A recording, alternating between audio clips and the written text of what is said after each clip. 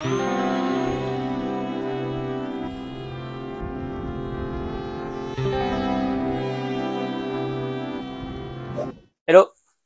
c'est Orange. Aujourd'hui dans cette vidéo, je réalise deux projets à l'aide de la découpe laser. Pour ça, je vais m'aider de la Laser Master 3 de chez Ortur, une machine que je vous avais déjà présentée il y a quelques temps sous un format 10 watts. Aujourd'hui, Ortur lance une nouvelle configuration de la Ortur Laser Master 3 équipée d'un laser 20 watts. Donc tu auras le choix entre soit le 10 watts, soit le 20 watts. Bon allez, c'est parti.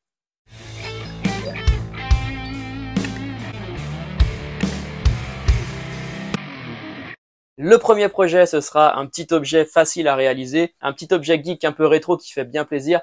Ce sera une manette de Super NES.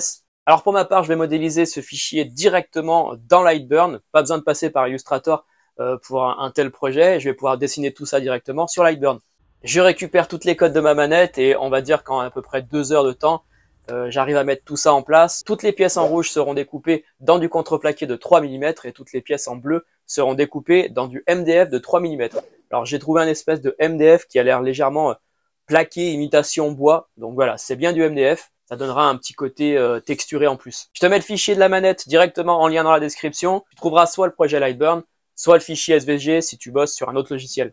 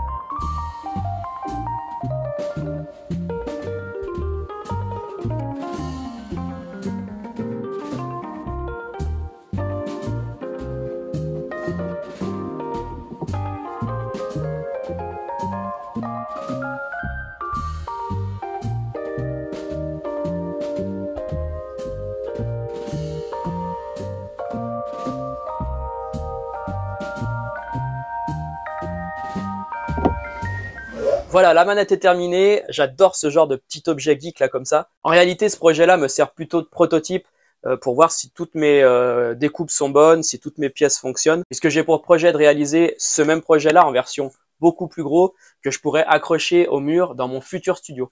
Pour en revenir à la découpeuse laser, donc la Ortur Laser Master 3, je vous l'avais déjà présentée sous un format 10 watts. Aujourd'hui, je vous la présente avec le nouveau module LU3, donc 20 watts. C'est 4 petits lasers 5 watts combinés pour en faire qu'un seul de 20 watts. Évidemment, la machine en elle-même reste exactement la même, à l'identique. Donc les performances de vitesse ne changent pas, c'est exactement pareil. Ils ont quand même remanié le packaging, donc il y a un nouveau packaging. Le montage est toujours aussi facile. Il y a 4 vis exactement à installer sur la structure et c'est bon, la machine est montée.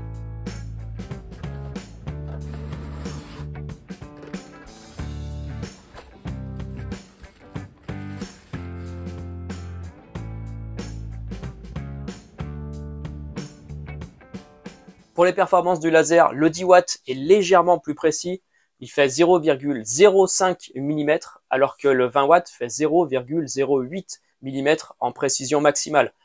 Franchement, à l'œil nu, je pense que tu peux pas voir la différence. Après, est-ce que 20 watts veut dire que c'est mieux que 10 watts? Non. En fait, ça va dépendre de l'utilité que tu en as. Est-ce que tu préfères graver? Est-ce que tu préfères découper? Si tu préfères découper, le laser plus puissant va être forcément plus performant, donc tu vas gagner du temps sur tes découpes, mais va être un tout petit peu moins précis au niveau de la gravure et notamment au niveau des contrastes. Alors qu'avec le module 10 watts, donc forcément tu pourras découper sans problème, ça va juste te prendre plus de temps. Et par contre, tu vas avoir peut-être une meilleure résolution de gravage, ou en tout cas sur les contrastes, tu auras des contrastes plus affirmés. Évidemment, il y a beaucoup de paramètres en jeu, ça va dépendre du matériau sur lequel tu le graves, à quelle vitesse, à quelle intensité. Après, les deux lasers peuvent très bien réaliser les deux tâches sans problème. Par exemple, si tu te dis, moi, je vais pas faire du tout de découpe, je veux juste faire de la gravure, tu peux peut-être même t'orienter sur un petit laser 5 watts. Après, encore une fois, il n'y a pas de règle vraiment définie, ça dépendra sur quel type de matériau tu graves, etc. Bref, passons Et pour ce type de vidéo précisément, je vais découper du contreplaqué, du carton, du MDF. Le module 20 watts est vraiment adapté à ça. Tu pourras également choisir d'acheter ou non le Air Assist qui t'aide à avoir une meilleure finition des pièces, surtout en découpe. Donc ce Air Assist, il est là, ils l'ont également redesigné. En fait, ce qu'ils ont fait, c'est qu'ils ont rajouté une coque plus jolie en métal autour du ancien Air Assist qu'ils avaient sorti au moment du Laser Master 3 avec le module 10 watts. Voilà, on a un truc un petit peu plus joli, c'est vrai que ce qu'il y avait déjà lors de la première sortie. Et avec ça, Arthur m'a également envoyé un pack de fournitures à graver. Il y a des plaques de MDF, des plaques de contreplaqué. Voilà, il y a du papier à gratter, bon, voilà, des médailles, des trucs. C'est un petit peu cher pour ce que c'est, je trouve. Pour ce deuxième projet, je vais réaliser une aile volante, donc radiocommandée, en d'éperon, avec les nervures en carton, le bâtimoteur en contreplaqué. Voilà, ça va être une réalisation, une construction, mais vraiment ultra simple, ultra épurée. C'est le genre de construction que tu commences le matin et le soir tu voles avec. Ce plan, je te le mets dans la description, tu le trouveras gratuitement sur Tipeee. Pour le bâtimoteur, je vais utiliser simplement MakerCase. Alors, je sais pas si tu connais ce site, mais il est vraiment hyper pratique. C'est un site où tu peux mettre donc toutes tes codes pour découper des boîtes carrées, rectangulaires, hexagonales. Bon, moi, je vais m'en servir pour faire mon bâtimoteur. Je vais pouvoir l'exporter directement dans Lightburn. Je vais faire mes quelques petites modifications, apporter l'emplacement des trous de fixation de mon moteur, un petit moteur brushless One Model de 2700 kV. Et je découpe ce bâti dans du contreplaqué de 3 mm.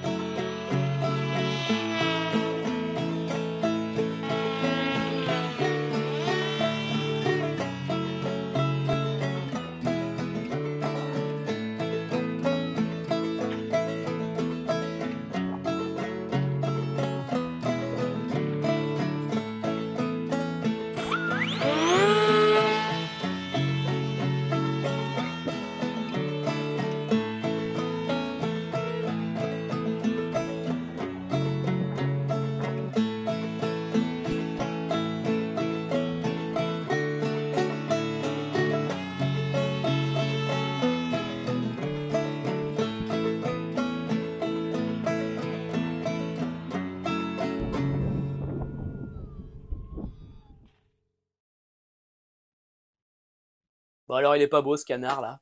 Bon, ce genre d'aile volante c'est un régal à piloter. Là j'en ai fait, il y avait énormément de vent. On s'en rend pas forcément compte, mais je me faisais quand même beaucoup trimballer. En termes de ressources, là je volais à 30% des gaz, 40% maximum. J'ai même pas poussé les gaz une seule fois. Merde.